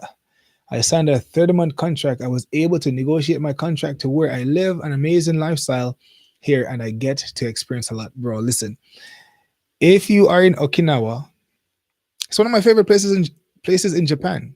As I said before, Okinawa is it's like you live the island life, right? And again, it's an amalgam of American culture, Japanese culture, and the Okinawan culture, right? So three in one. And so you can experience all that on the island, and then beaches within, like, what, 30 minutes or less. You're beaches everywhere. It doesn't matter where you reside. Within 30 minutes, we're at a beach. You can come from work, drive to the beach if you want. In the nighttime, go sit and relax and just chill. Bro, Okinawa is where it's at, man. Trust me, Okinawa. I think about moving there sometimes. I'm like, not sure, but still. It's beautiful though. I love it over there, man. So enjoy, bro. Enjoy, man. Just enjoy it. And travel to mainland Japan as well.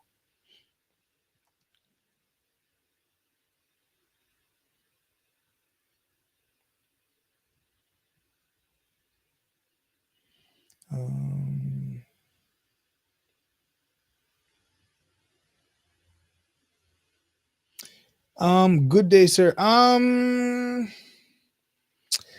feel like that might be a great area, because he said he wanted, because if you have, it depends on your passport, you can travel to Japan for 90 days without a visa. Uh, Working online, I guess you're talking about the nomadic lifestyle. Of course, if you're working online, I suppose that all the those things that you need to take care of would be your country. So you could in technically work online in Japan, because you're actually not working in Japan. You're working for your company back in your country, and you have maybe, I guess, a passport where you're permitted 90 days in the country, but you can't work in Japan. Like, you need a work permit to work in Japan. Um,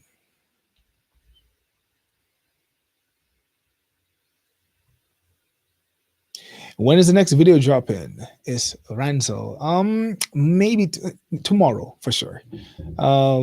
It's between two different videos. We'll see which one I choose tomorrow. And I'm not gonna make any more announcement. But you guys just gotta, like, wait and just see stuff. I'm gonna jump off soon too, because I know when I'm live streaming I can be on this thing for like 2 days, and it's about what, 12 noon right now. Let me just catch up with the comments, and then I'm gonna dip.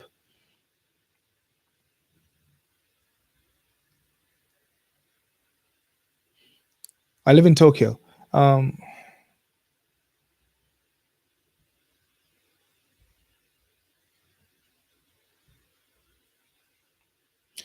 what do I miss most about Jamaica? Oh, I like these questions, man. You know what? For some reason, when I went back, it felt like I never left at all. I don't know why. It felt like I wasn't gone for 6 years. The last time I was there was in 2014, and then that was a visit from Canada. So the last time I visited Jamaica was in 2014, and it just felt like I had never left. What do I miss the most? Um, the food, the food. What else? Family, but it's mostly, yeah, mostly like my immediate family are mostly overseas.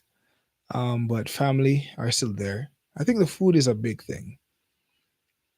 Um, then I would say, but now like I'm not really much for like nightlife and stuff like that. Well, I don't do that anymore. But back that would have been a thing where because Jamaica is very lively and stuff like that. Um, but the food is a big thing for me.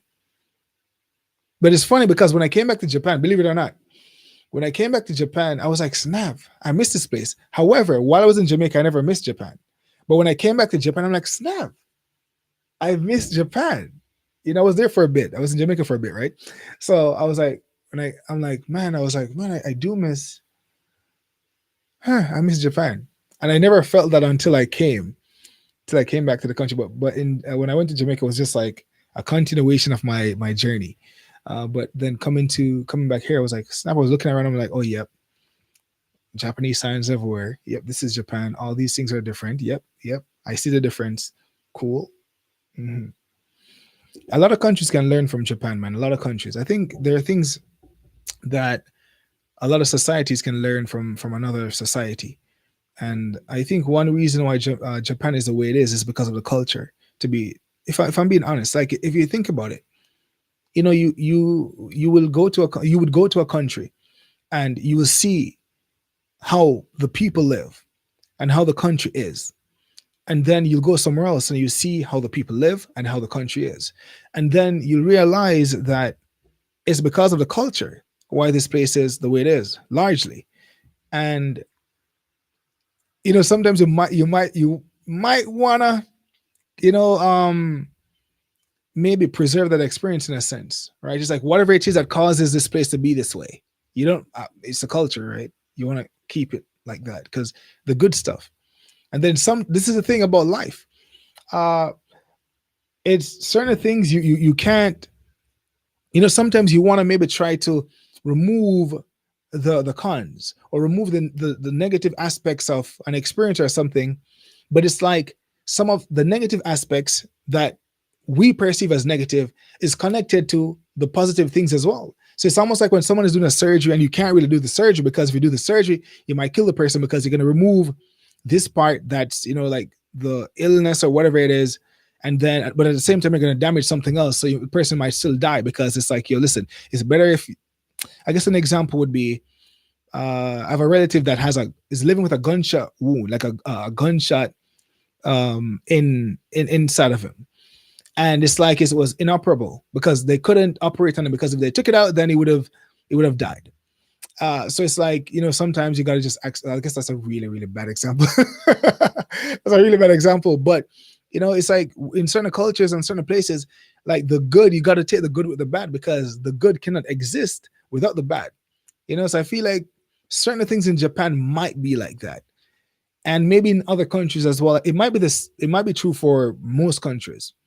You know, there's something because I always think about the perfect society in my head. I'm like, okay, if we took this from Japan and took this from Jamaica and this from America and, you know, this from Canada and maybe this from, you know, Nigeria, whatever, you try to put it all together and try to make this perfect civilization or whatever, it's like it might not work, um because it's like, you know, the good works with the bad. And I think one reason why Japan, for instance, like one thing that I noticed in Jamaica and Japan is Jamaican people are very outspoken, and in Japan, uh, And then in Jamaica, people are like non-conformists, right? People just do whatever they want. And then in Japan, you gotta really, you gotta most people just follow the crowd, and because you really don't have many people who step out of line and do things differently and want to be, different or whatever and all these things. Most people move like with this group mentality. There's a certain way that the society will be because of that, right? And that has its drawbacks, right? But at the same time, there are many benefits to it. Um, I gotta say though that I feel like foreigners might benefit more from that the way Japan is as a society than, let's say, a native Japanese person, because they grew up in this society and they're used to it, and like, and then and then we come in and we, I guess maybe I don't know, it might might sound a way to say these things, but I do think that it might be it's more beneficial at times, I guess, for the foreigner who comes into the Japanese society than the Japanese person, because we don't feel the the burden or the pressure, to maybe to be exactly like a Japanese person. So the weight that they carry, we don't really carry it. But of course, to a certain extent, I do think that we need to respect the culture, of course, and carry ourselves in a way that we don't cause problems for the Japanese people, right? So to pretty much have a sort of amicable existence, you know. Yeah, but I think that, so some of the issues I see in Jamaica, I'm like, okay, that happens because of the culture and the way the people are. And when I look at some of the beautiful things I like about Japan, it's because, okay, well, the culture and the way the people are, and you can see it. But it's just the way the world is, right? And I think you can't have the good without the bad. Um, hey, anyways, is rent expensive? Um, it depends where you live, but taxes in Japan is quite significant.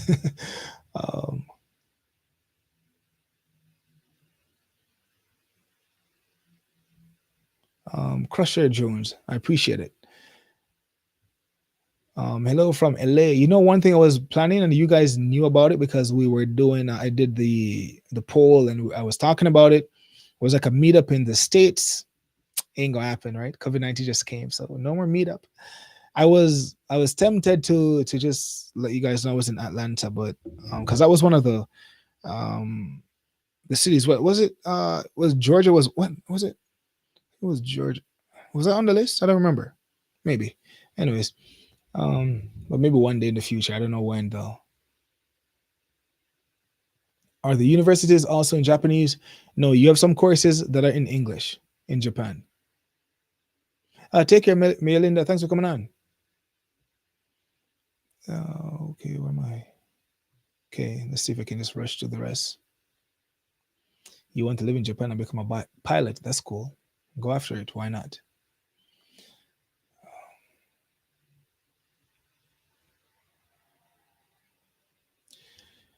Is the Summer Olympics going to still happen in 2021? I don't know. I hope it will. I don't know, man. Honestly, the way the world is going, man, I don't know, bro. People are being governed by fear. I don't know.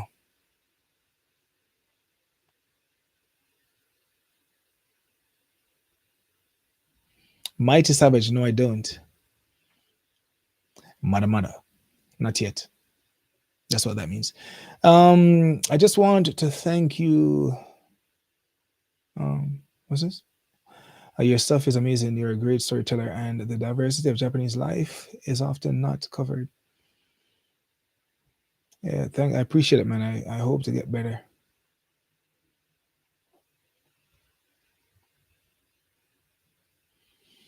What anime? I'm not watching an anime right now. One thing with anime though, it's time consuming, and because I really appreciate the art form, I can get really immersed in it, and it takes up a lot of my time. So I try not to delve too deep.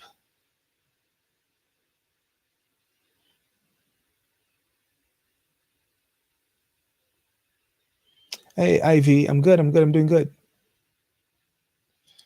Um,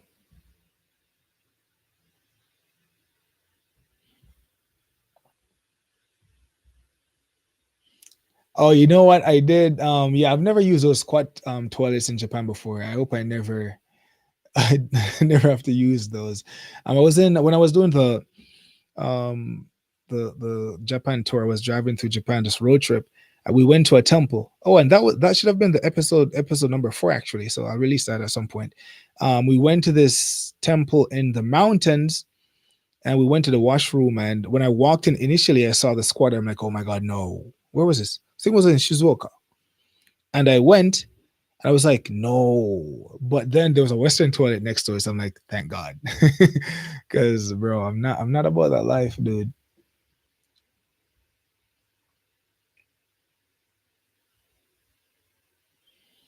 Peace. Yeah, that's true. Yeah. You can actually apply for jobs in as a computer engineer, you can apply for jobs in Japan as well. The guy that said he was studying computer engineering. And also you can also get a job. Hopefully you can land a job at Google or YouTube or Facebook or one of these companies, and then you can maybe try to get transferred over to Japan or Singapore or somewhere else. That's also a way to do it. Might be better that way or easier.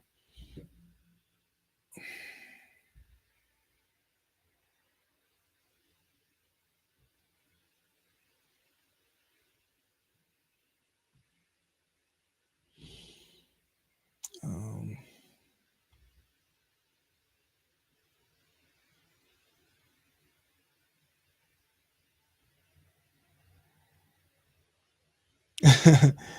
Derry, awesome, man.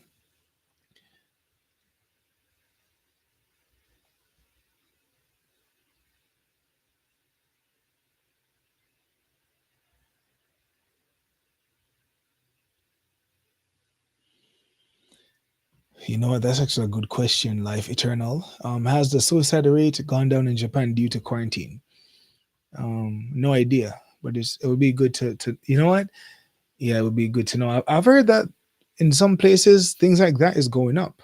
Um, Hopefully it's a reverse in Japan. One thing about Jamaica too, they're saying the apparently the curfew is helping with crime, so it's reducing the numbers. I think it has plunged or plummeted point what 0.3% or something. But I'm like, you know what? It's really low, but at the same time, I'm like, look, man, if one less person is dying, that's good. So Harold, take care, man. I'm about to come off now as well. Come off now as well, I should say. Um, no, I'm not I'm not related to Pickles. We come from the same country though.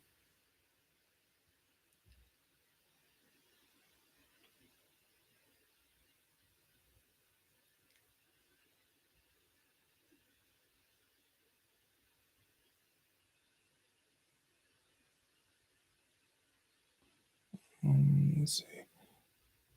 The weather is beautiful right now. Beautiful. It's getting cold. I need to take some pictures of the foliage change outside. Wait, someone asked a question. What was the question? This is the last one. Where's it? Where's it? Where's it? Where's it? Where is it?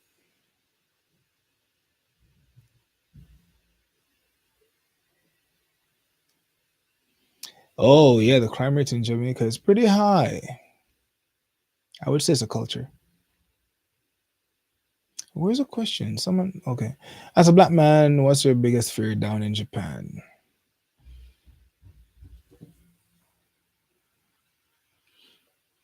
I don't like talking about fears, but I don't really have a big fear in Japan really. I guess one of the I guess one thing that when it comes to your mind, you shaking your boots a bit, is when you think about like earthquakes, right? You think about that. And yeah, I think that's one of the things that it's a little bit troubling when it comes into your mind, like how what will happen if you get caught in an earthquake. Yeah, that's pretty much it. I think that's the thing because it's just a region, it's just Japan. But guys, that's it. Thanks for coming on. This is what 1 hour 59 minutes, approaching 2 hours. Thank you guys for coming on. I am back. What up? So look out for more videos and all that good stuff. As usual, bigger, better things. And I'll see you guys again. Oh, well, there's one. I guess I'll do a video about it. But yeah, again, if you haven't seen the documentary, please watch the documentary. Everything that we do is to help. And the good thing about the documentary that we did about being half black and half Japanese is that the vast majority of the viewers were Japanese people, right? So it's doing what it should do. But if you haven't seen it, go check it out. We do have English subtitles on the video, so you can watch it, and it really gives you, uh, insight to understand just some of the things that people, Japanese people that don't look Japanese, face in Japan, right? So until next time, guys, bye for now. Thanks for coming on. I love you guys. I appreciate you guys. Thanks for the continued support. Thanks for the messages and the email and stuff, wondering if I'm okay and all these things. I'm fine. Thanks for coming on, guys. Until next time, look. I don't like making promises, uh, but you'll be seeing more of me. Um,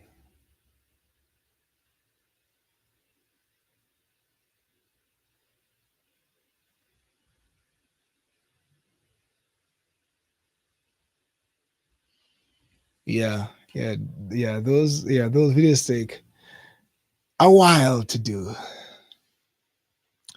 Um, okay, guys, bye for now. Kiss